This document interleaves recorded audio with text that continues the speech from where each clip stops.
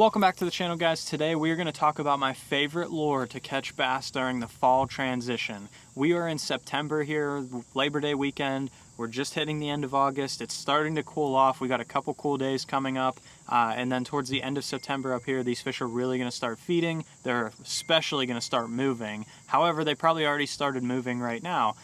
Typically towards the end of August, especially up here in the Northeast, these fish will start to move. And one of my favorite ways to catch fish all throughout that fall transition, when fishing is typically really tough, is going to be on a crankbait. And we're going to break that down in today's video, all the different types, whatever you need to know about fishing these crankbaits for fall bass. So stay tuned and let's get right into it. So first, let's talk about why the crankbait is such an awesome bait for fishing in the fall transition. The number one thing for me, why this is an amazing bait, is it allows you to cover a ton of water. These fish are going to be moving every single day, every single week that you're out there.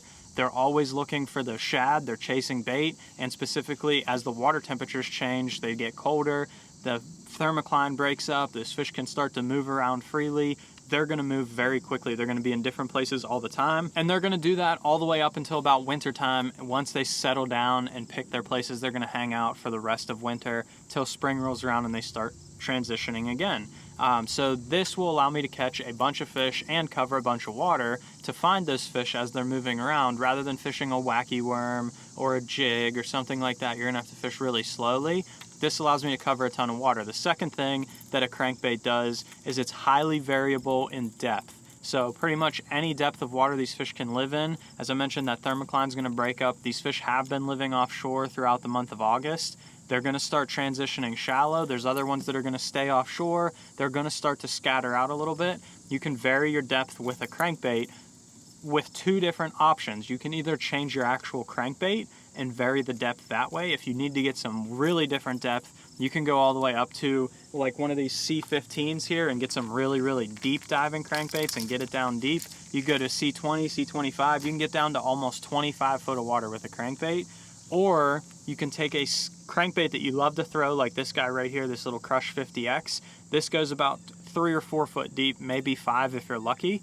I have this on 12-pound test today, but if I wanted to fish this up in 2 foot of water, I could put this on 17-pound test and get that same crankbait up there really shallow. So you can vary either your line test, or you can pick a whole different crankbait entirely and cover everything from about 0 to 25 foot of water. And you're going to be able to hit any depth that these fish could possibly be living in and cover that water depth effectively and quickly. And the last thing that makes a crankbait so special is it can imitate literally any type of forage that these fish are feeding on. But most importantly, the two that they like to feed on throughout the fall transition is either shad or bluegill. Those are the two that they usually focus on this time of year.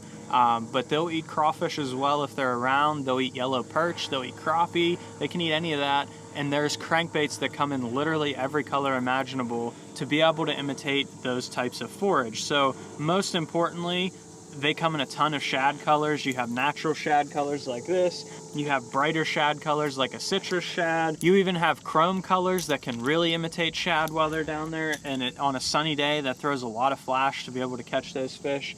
And then they have bluegill colors, so you can get one that literally looks like a bluegill. You can get ones that are red crawfish color. You can get any color imaginable, any water clarity, any water depth. They fish in anything. They're always effective and they always work well, especially throughout fall. That's why the crankbait is one of my favorite things to fish. The last thing that the crankbait really does well this time of year, besides fishing different depths, is you can fish different types of cover. So there's more than just a lipped crankbait. There are two other crankbaits that really come to mind here that I'd like to talk about when I fish in the fall. The first one's going to be a lipless crankbait. That's probably the best fall crankbait of all time, especially if you live on a grass lake and these fish really feed on shad. A chrome color lipless crankbait absolutely kills them throughout the fall transition, and you can cover a ton of water. And then the other one that I really like to throw if you live on a grass lake is the Swank 77 or 66X from 6 Cents. This guy has that little L-shaped bill, and I've already done a video on this. If you want to check that one out, I'll probably link it at the end here. What that L-shaped bill does is allow it to come through the grass better than any other crankbait, where a regular crankbait runs nose down, and when you hit something, it's going to get snagged in it or come through the grass, the tail will get snagged. This one gets down to depth, and then actually runs horizontal and comes through the grass just like a chatterbait or any other type of bait. So you can even change the effectiveness of the cover you're fishing with the different types of crankbaits that you can pick from. Realistically, the couple that I picked from are either a lipped crankbait, a swank, or a lipless crankbait. Those are the ones that I like to fish this time of year. You can fish wake baits and other stuff like that, but typically those are the three that I'm picking from. So now let's break down a little bit about which crankbaits I like to pick, when I like to pick them, and how I kind of transition through the fall using these crankbaits to allow you to catch more fish while you're out there on the water. So while there's a lot of crankbaits to choose from, I try to keep mine really simple, and I have a little progression I like to go through during the fall here. The first one, this is going to be the very first one I throw, pretty much kind of a summer bait. I'll use it all summer long, and then once I notice the fish stop eating this bait, or they're starting to leave the areas I've been catching them on this bait, that's when I'm going to start transitioning to these others, and I really consider it the fall transition. This bait right here is the 6th Sense C15. It goes about 15-ish foot deep. It can get a little bit deeper on lighter line. It can get a little bit shallower on some heavier pound test, but I'm going to target those like 10 to 15, 17 foot areas with this guy right here. And it's going to be my summer bait pretty much all summer long. I'm going to cover places those fish are still deep. Not really, they're looking for that cooler water all summer long. Once that temp starts to dip, the water temperature drops just a little bit, that thermocline will break up, and what happens is that it's called the turnover, and the colder water will actually come up and replace the warmer water that's up on top of the water.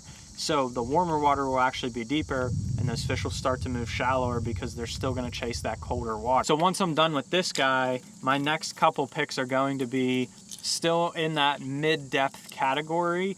The 6th Sense 250 MD is an awesome one. That one's like a 4 to 8 foot diver. The 6th Sense C10 is an awesome one, and then the 6th Sense C6. Those two crankbaits will get you in that like 6 foot range and that 10 foot range, and then this guy will hit you like right in that 7, 8 in the middle.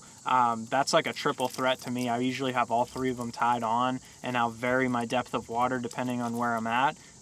Those three are awesome for that first initial push of those fish going shallow in the fall transition. You can get them a little bit deeper still. Those fish might not be all the way shallow, and you can still catch some fish hanging off the bank just a little bit. When I'm done with those guys, this is where I'm going to split up, and it depends on what type of cover you have in your lake. If you have grass, like I mentioned, that 6th Sense Swank in the 77 if you have some bigger bass, or the 66 if you have some smaller bass or you just want to get some more bites. And then either the Quake or the Duke lipless crankbait from 6th Sense is awesome. Pretty much exclusively we'll throw a shad or a chrome pattern, more specifically on the lipless crankbait. If you have schooling bass that chase shad, if you have bass that live in the grass and chase shad, that is an awesome one to choose from. And then usually this guy, I'm going to use in a bluegill color whenever those fish are really chasing bluegills up there in that grass. So usually I'll have both of these tied on, one in a bluegill color, one in a chrome pattern, and depending on the type of forage, I'll mix these up in the grass. They'll work in the same exact areas, and you'll be able to figure out which one they like better that given day. If you don't have grass in your lake, if you have either rock, or more importantly, if you have a lot of laydowns in your lake, the fish get up on the laydowns and chase shad or sit on the laydowns and wait for shad to come by, that's when I'm going to go to a square bill crankbait. Specifically, I'm going to go with the Crush 50X. If you have some bigger shad or some bigger bass, I will go to the 100X. And then a lot of times in the fall, you'll have what they're called young of year shad. They're very, very tiny, and the bass will still eat them. It happens a lot in our rivers in Pittsburgh and stuff like that. I'll actually go to the Crush Mini 25.